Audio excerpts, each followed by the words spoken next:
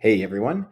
I wanted to make a video going over the find people workflows and the find company workflows inside of clay.com because they have been making a ton of strides in making the data a lot better and just, I don't know, just overall just making it much more usable. We were using other data platforms a lot for our audience building and then doing all of enrichment in Clay.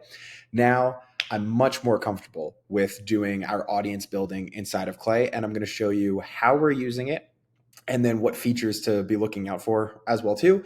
And if you don't know who I am, my name is Eric Noslavsky. I'm the founder of Growth Engine X. We send anywhere now from 4 to 5 million cold emails every month. And my favorite thing to do for our customers is to figure out what would you say if you were to research a company or a person for 10 minutes, and what are you looking for and how does it change your message? And then I want to scale that outreach for everybody. And Clay makes it really easy to do that targeting because of the upgrades that they've made to their people searches and their company search. And so we're going to dive into find people first over here on the sources, and then we'll jump through the rest of them. What I will say is we won't do find local businesses inside of Clay, just because if you click on find local businesses, it will be limited. One, it's actually I guess we could turn that off, but it's using credits. But then also see how it's limited. This action will pull in 200 results. When you're trying to build your entire TAM list, that's not really going to be useful. I have a different video on how we scrape Google Maps, so check that out. So it's not going to be covered here if you are targeting local businesses. The find people and the find companies data and the find jobs data is very heavily based on LinkedIn stuff. They have a couple other things going on, but if your audience is on LinkedIn, this video will definitely be for you. And even that quick pause I did, I was just seeing if there was a search blocker or something, on the results here that might make it a little bit better, but still you're going to have to pay 1 credit for this. And then you're going to search the location, and yeah, you can make the proximity 1,000 miles. I don't know how crazy your results are going to get when you put in your search. So anyway, we can move on.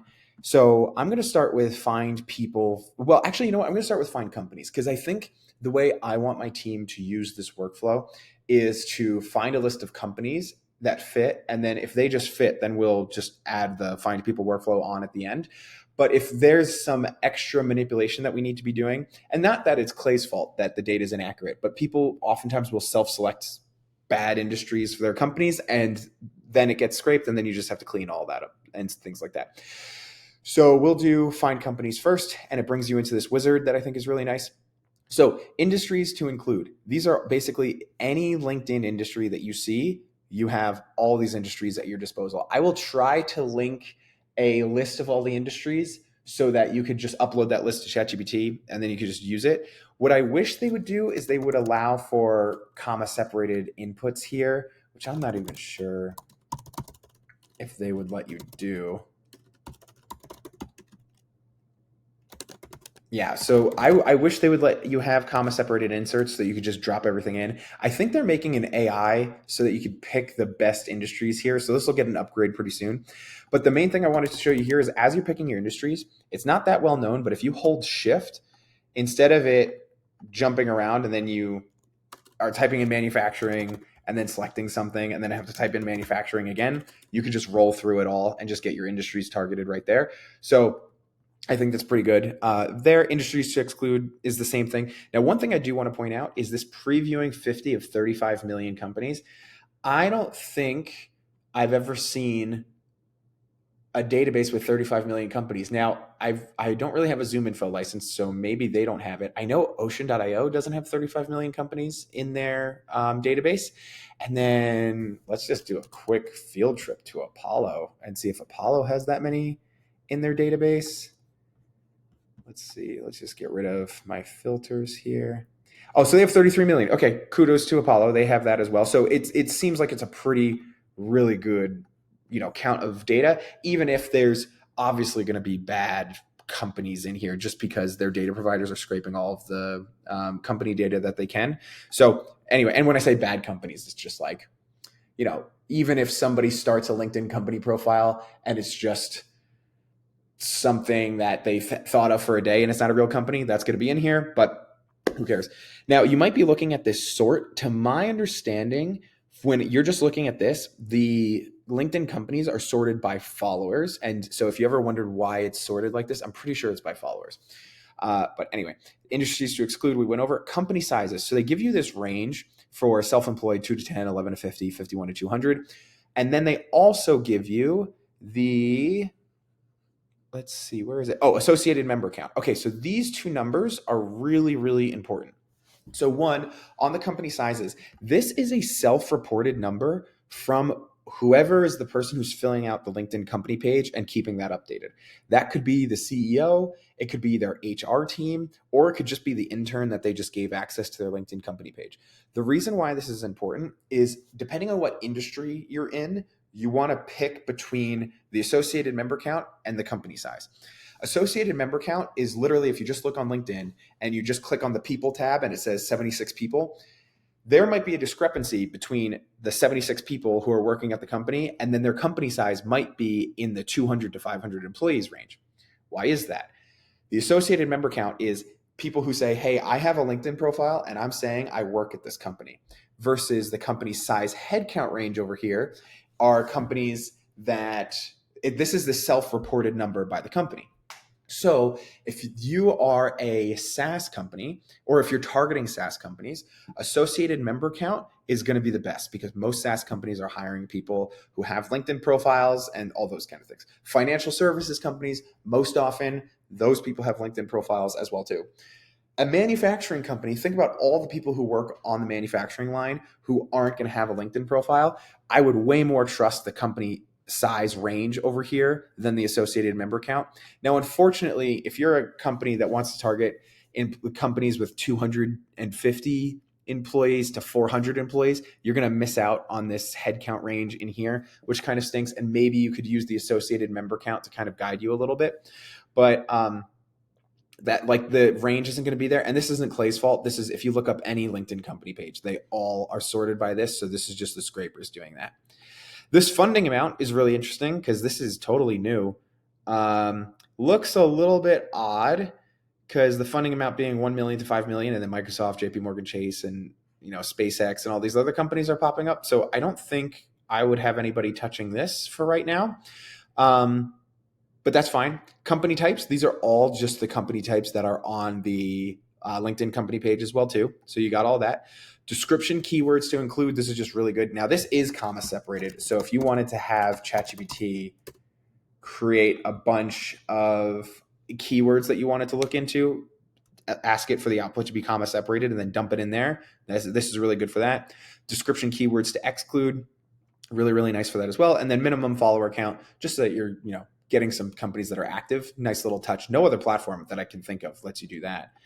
Location. So these are the countries that they are located in, which is really good. And then you can do your exclude companies. So if you have a do not contact list, you can select a Clay table and then use the companies in that Clay table to block it. Now, what I will say, full disclosure, the Clay team knows that I love them. They have a slight problem with domain mapping right now. So if you were to come in here and use select company table and you wanted to exclude people, if you have the website and you have the LinkedIn company URL, I would say use the LinkedIn company URL as the exclude column as much as you can, just because that is going to be a lot more accurate because they have a slight domain mapping problem. And that domain mapping problem mostly comes again from the fact that this is all scraped data. LinkedIn doesn't let you just buy this data wholesale.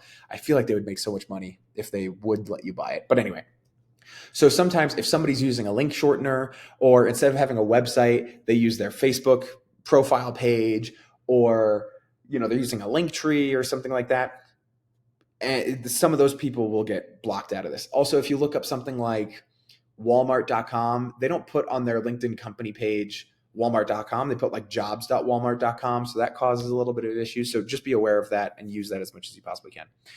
The biggest thing that I'm the most excited about is that you can drop in a list of similar companies and then you can comma separate a bunch of URLs, domains, LinkedIn company URLs. Again, if you can use the LinkedIn company URL, use that for sure. But this natural language description, from what I can tell, is really, really, really nice. You might have to add another AI on top of it. And just tip for anybody who might be doing this, people often ask me and they say, hey, how do you clean up the companies on your list and figure out which ones are bad fits, Claygent is doing a terrible job. Claygent is doing a terrible job, if you know what I'm talking about, because you're giving Claygent two things to do. You're asking it to find information about the company and then also to make a decision if it's a fit or not. Use Zenrose or Claygent or the company description in the LinkedIn company field, and then use a separate AI column. Well, you use Claygent to get the description of the company. Use a separate AI column, and then train it on, hey, I'm looking to make sure that these are B2B SaaS companies. This is what a B2B SaaS company looks like. A good tip that I got from Yash is we usually use either the meta prompter inside of Clay, or we'll just use ChatGPT to help create prompts for us. Yash on the Clay team made a really good post that I thought was great to say, okay, make a prompt for me. This is what I want to be able to accomplish, this, that, the other thing. And then ask OpenAI or ChatGPT and just say, hey, what questions do you have for me that you can think of to improve this prompt? And then you answer those questions and then it improves the prompt. So anyway, shout out to Yash. I thought that was a fantastic idea. But so anyway, and what I love is this happens live. So if we do companies that are selling beverages, right? And then we look at this. Let's check this out. Winery, bar, collection. I don't know what that is. Vineyards, other. Okay, that's funny. Where it's that brewery, cellars, probably a winery. Great. Hotel liquor, food and beverage service. It's all about passion, right? Like this is pretty dang good. Port City Smokehouse. I could totally see how that came in. That's why you probably need AI to clean this up a little bit. And all right, so then Four Seasons Nursery and Garden. It's in food and beverages, so you got to clean this up a little bit as well too. But this natural language description, I think could help get some really hard to reach companies. And then you can just use AI to clean it up as well too. And then you've got your AI filters on top of this as well too. So you have your top industries to include, and then you can have your sub industries to exclude. So you have way more in here. And then you can have a sub industry exclude. Revenue streams I thought was really interesting. That you could search for product sales and they'll give you a bunch of stuff here. And I mean, this looks pretty dang good, I think. And then you got business types here. I think this is pretty interesting. All of this, I think they have a great, even if you were to just use the regular industries to include, and then again, either enter the company description from the LinkedIn page and then use AI to do that, or get Claygent to get data for you and then use AI and train AI on how you make a decision if a company is a fit or not. I think that's going to be a great option for you. And so, anyway, this is the company search, and then you can hit continue and you can enrich all of it. But this is basically the way that we're thinking about using it. And what we're probably going to do is I probably want to do as much company search as I possibly can. And then we're going to use scheduled sources to find more companies that fit our criteria. And then after we find those companies that fit our criteria, then just keep populating a people search after that as well too. So that should be a lot of fun. And now let's hop over to the find people search criteria as well too. Okay, so then in the find people search, most often we're using the search query. You could use external list. This is just going to cost you 1 credit per, but it's a Sales Navigator scraper that works pretty dang well. But most often we're just using a search query in here. And so if you use the company attributes, you're not going to get as much detail as you would from the find companies at the time of this filming. I'm sure they're going to add this stuff in as well too.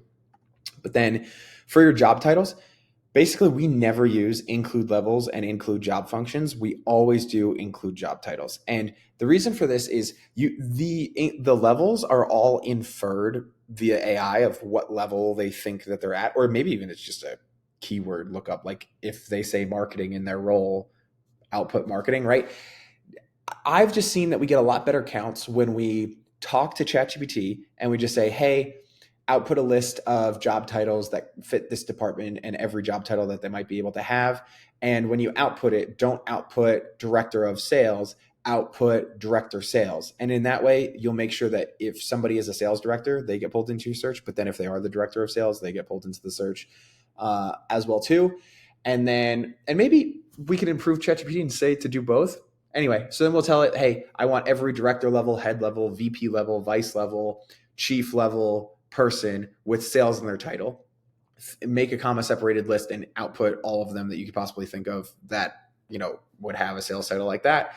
And we just approve that. And then we drop the include job titles in here because they'll accept a comma separated list. And then you don't really need functions or levels. And you don't need to deal with any kind of inference stuff. And this isn't just us saying that we don't use this in Clay. I wouldn't use this in Sales Navigator. I wouldn't use this in Apollo. I don't use this in any platform because you just kind of know what you want out of your job search. And so just getting it from the job titles. I mean, functions is literally just going to be market, like it's just searching for marketing. But then what if it misses a graphic designer or a paid media person or a partnerships person? So add those things in yourself. And then with levels, come on, guys. You don't be that lazy. Just ask ChatGPT, director, head, VP, manager, whatever you want to do. Just put it in there. Exclude job titles, I think, is super important. If you're looking for a list of CEOs, again, we always look for CEO as abbreviation, and then we also do chief executive as well to grab all of that. So if you're looking for those people, you're going to get intern to the CEO, assistant to the CEO, all that other stuff. So you want to make sure you get rid of that. Exact keyword match. Sometimes we turn this on, sometimes we don't. It kind of just depends on what's going on. Now, these next parts that go into the people section are some of my favorite parts of Clay because they give you access to filters that I don't really know of any other platform that gives you access. Now, I do want to take a point to just say, I used to work at Clay, and back when I used to work at Clay, the people data was okay, but it wasn't all the way there. And that's because when I used to work at Clay, they were using one data provider. Today, I mean, they don't even tell me these things anymore. I hear through the grapevine that they're using like 3 to 5. I don't even know how many data providers they're using, but they're really mishmashing a lot of data providers now. And there's basically 2 kinds of LinkedIn people data providers. There are the data providers that are scraping public information, which LinkedIn lost that lawsuit way back when, that as long as it's publicly available, they can scrape it and they're just taking that data. And then there's private data scrapers. And now the private data scrapers are much more accurate because they're doing things like scraping Sales Navigator, or they have Chrome extensions that they pass out to a bunch of users to scrape Sales Navigator, and then they retain that data from the Chrome extension, or a lot of different ways that they get this data. But so the public ones can never be banned and they can never be sued because they're getting public information and LinkedIn already lost that lawsuit. But the private ones are the ones that are the most at risk. Today, Proxy Curl went out of business because of a LinkedIn lawsuit, or they announced it that they were going out of business today, or I saw it today. Who knows? But anyway, so they have been doing a lot of work. They were using a public data provider in the past, and they've been doing a lot of work to bring in a lot of private data providers. So that's why now we're starting to make a shift of doing a lot of our audience building inside of Clay because the data has just gotten a lot freaking better, and it's because of these upgrades that the team has been making. So then experience, this is really relevant for basically 2 playbooks that you want to run. If you want to reach out to people who are new at the business, you want to hit maximum months in current role and then put like 3 or 6 months or something. So then you can get everybody who's recently hired in their role. I would suggest that you don't put 1 month in their role just because as the LinkedIn data kind of streams into Clay, right? Like I said, they've made a lot of improvements, but it's still not live data. Nobody really has live data, right? And so sometimes you might get somebody who is 1 month or they're 2 months into their role, but you miss them because at the time of you doing your search, they were 1 month into their role, but then their data didn't catch up to it. So we always do at minimum 3 months to just make sure that we're just catching everybody as the data providers catch them as well too. Enroll anytime between this date and this date. I think this is great because then this you can use if you have a customer list and you know that this customer was a customer from this date to this date, then you could go find people at that company who are working during that time. Amazing. I think you could also run some playbooks of like, oh, I saw you worked at, a Fortune 500 company during the pandemic or during the 2008 financial crisis or something. Really nice personalization by being able to do that. And what other data provider can get you that. Minimum number of experiences. I think this is more of a recruiter thing, but they put that in there. Maximum number of experiences. Again, a recruiter thing. Keywords and experience description. I really like this. So when you think about a LinkedIn profile, this is looking for all of the keywords that when they say like, hey, I work at this company and this is my title, that's the experience description. Bio is really nice. You get keywords in headline and then keywords in the about section. So keywords in the headline is when somebody makes a LinkedIn post, it's Eric Noslowski, and then that thing that pops up is the headline. The about section is their little bio that they put in. Keywords across profile is one of my favorite things that I can't think of another data provider that does that. Because if you want to look for somebody who does growth hacking and you want to see that keyword anywhere across their profile, nobody else lets you search via the keywords in headline or the keywords in the about section or the experience description. But the way that this used to be in Clay is they didn't have this. So then you'd have to look for growth hacking here, do a search, look for growth hacking here, do a search, and then look for growth hacking here. But now they get it all done right there. Locations operates the same way that every other location operates. Profile, names, I've never used that filter before, but minimum number of connections and maximum number of connections. This isn't as useful as followers because most people have their profile setting. I don't even think this is a profile setting. I think this just has to be, it just caps out at 500 for the connections. So it'll just say 500 plus, but the followers is, basically how you can figure out people who are really trying on LinkedIn and the people who aren't trying hard on LinkedIn. Certifications, again, I don't know anybody else who lets you search by this. Language, don't know anybody else who lets you search by this. You can search by school. Don't know anybody else that lets you search by this. And here you can add a Clay table to find a company lookup, or you can add a comma separated list. Again, from the company side, I was saying that you should be using company LinkedIn URLs as much as possible. Domains will work, but company LinkedIn URLs, again, work here much better if you have those. And then exclude people so you don't pay for people that you already have. This exclude people, this workflow is like if there's 200,000 people in your target list here, it's kind of hard to use all of those people. So we're going to start dipping our toe in the water of switching away from our current data sources to be using Clay to be able to do these data things. But this workflow is, if they had a really, really easy way to control you have 200,000 people in your workflow, we would switch immediately. It's just a little annoying because when you exclude people, you can only exclude 50,000 people. And what if I have 100,000 people? You can't do two tables at a time here. So that's the only thing that gets a little bit annoying about the list here.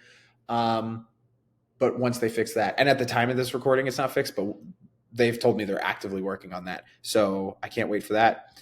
Past experiences. So then this is really cool. You can look up people who used to work at Salesforce and now they go work at someplace else. So you can turn this on. And then when you add your company list here, then you can find people who worked in the past. Now this will pull for you people who are working at Salesforce now and people who used to work at Salesforce. So once you get your people at the time of this filming, once you get your people, you should probably have a lookup of all the companies that you inputted into a different Clay table, and then do a lookup between the two tables so that anybody who is currently working at Salesforce, if you want to target only people who used to work at Salesforce, anybody who's currently working at Salesforce, you can filter them out so you don't pay for them or anything. And then limiting by results, we have a plan where we get 50,000 records per search. That's the max that anybody can get. Limit per company, this is really nice because then if you only want one person per company, that's really great. But then you could go all the way up to 100 people per company, which is, you probably don't need any more than that.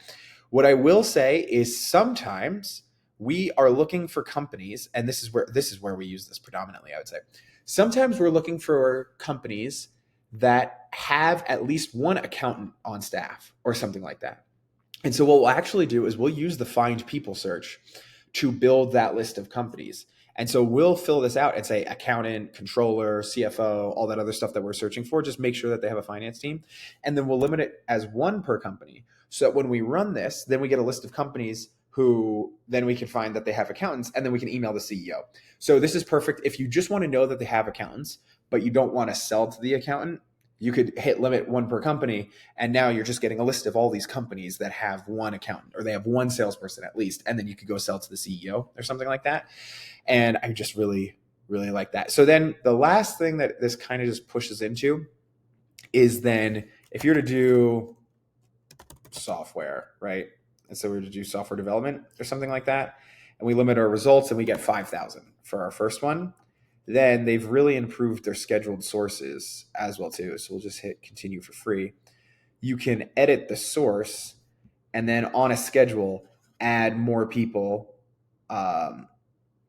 in. And so see, update existing rows. When the source is rerun, existing rows will be updated with any new information. I'm not even sure if you really want that. Run the source once every day. When the source is rerun, existing rows will be updated with any new information. Not totally sure what that means. But anyway, it used to be that I was limiting this to 5,000, and then it would cap the search at 5,000, and then it would also cap this at 5,000, and it just didn't make any sense. But if I hit run now, we should be getting a whole nother group of 5,000 companies in here. And this was the thing that I was waiting for to really make sure that scheduled sources worked. And I'm not going to make you sit through this and everything. But anyway, so I would say the only thing that I feel like a company like Apollo might have over Clay are some of like the fundraising filters and the tech filters. But more importantly is the company keyword filter, because a lot of times we will use that and do our list targeting that way. I really feel like in the company section, if we just hit edit inputs real quick, so in the company section with the AI filters. Oh, this is so funny that they gave us in here. They give us the AI filters, but they don't give us the. That's interesting. So with that natural language search that I was showing you at the beginning of the video, I think that is one of the key things that I was waiting for, that now that can kind of replace that company keyword thing, and they're going to improve the native search a lot as well too. So anyway, this is how we're going to be using this internally. This video, if you made it to the end, I mean, I really appreciate you. A 26-minute video of me just talking. This video, I intended to make this to train my employees on how we're going to be making a switch and get this over. And I just hope this is useful for other people as well too. The data on the company side and the people side has really come a long way inside of Clay, and I can't wait to get our hands on it. Like I said, they've got a few workflow things that I wish that they would build, that I've asked them about, that they are building, they're working on, and then we're going to go all in on their data in here as well too.